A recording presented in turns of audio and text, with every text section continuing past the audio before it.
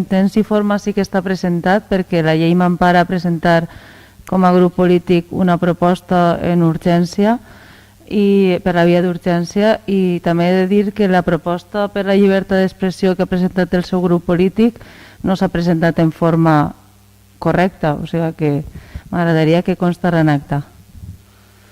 En principi, el grup popular presenta esta proposta d'acord que voldrien que fora una declaració institucional per recolzar les forces i cossos de seguretat de l'Estat, tant estatals com autonòmics i municipals, així com a la delegació de govern. Senyora Palomares, estem en el punt de justificar l'urgència. Estic justificant la meva urgència, ho tinc per escrit. Però bé que està entrant en el fons, jo he advertit que no és qüestió ara d'entrar en el fons. No, estic parlant somerament de què va la moció i per a justificar l'urgència. Però és que això és entrar en el fons. Hem de justificar l'urgència... Me permet acabar la meva intervenció? Si va parlar de la justificació de l'urgència, sí. Si va entrar en el fons de l'assumpte, no, perquè no estem tractant ara el fons de l'assumpte, estem tractant l'urgència. No sé si m'explique, però en qualsevol cas vaig a deixar-li que faci alguna referència, si li val per a justificar l'urgència. Sí, per favor. Són dos pàrrafos he dedicat. No, 2 pàrrafos, senyora Palomares. De 4 línies cada pàrrafo. Bueno.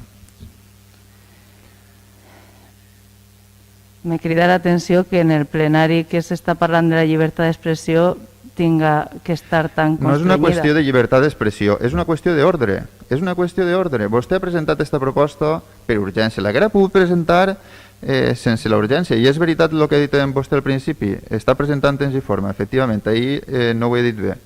Però si vostè no ho haguera presentat per urgència, la moció s'haurà tractat en el ple corresponent. Ara ho ha presentat per urgència, ha de justificar l'urgència i apreciar el ple l'urgència. És el que intente fer, senyor alcalde.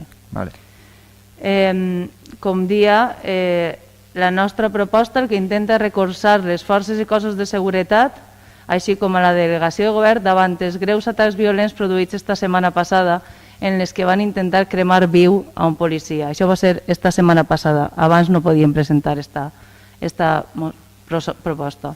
La proposta també condemna tot tipus de manifestació que inciten... Senyora Palomares, és que ens sap mal tallar-la, però és que està entrant en el fons de l'assumpte. Hem de tractar l'urgència. Per quin motiu vostè l'ha presentat per urgència? Aquest és el motiu que hem de votar en primera instància. I després tractem el fons. No sé si m'explique. Perquè pareix que no m'estic explicant o no m'està entenent o no m'està volent entendre. Esta proposta d'acord considerem que no pot esperar a debatre's i votar-se un mes més tard, si m'haguera deixat explicar-me, per fets que estan ocorreguent i que vostè no me deixa dir en este plenari, i que estan ocorreguent ara, i perquè avui és 8 de març, Dia de la Dona Treballadora, i esta proposta condemna expressions totalment denigrants contra les dones, i a més, el nostre grup considera que l'Ajuntament de Tavernes s'ha de posicionar en aquests moments al costat de les forces i cossos de seguretat de l'Estat, que són els que vetllen per la seguretat de tots els ciutadans. La nostra policia i Guàrdia Civil es defendria exactament igual si els fets com els ocorreguts a València o a Gandia es produïren ací a Tavernes.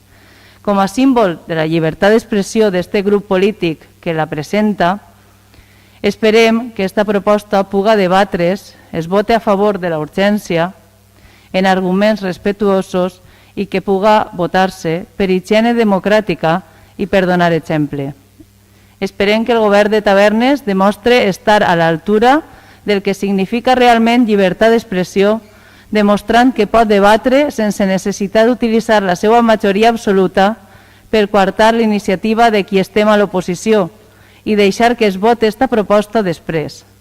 I sàpia entendre i respectar les propostes que presenten altres grups polítics diferents als que es composen el govern. Gràcies.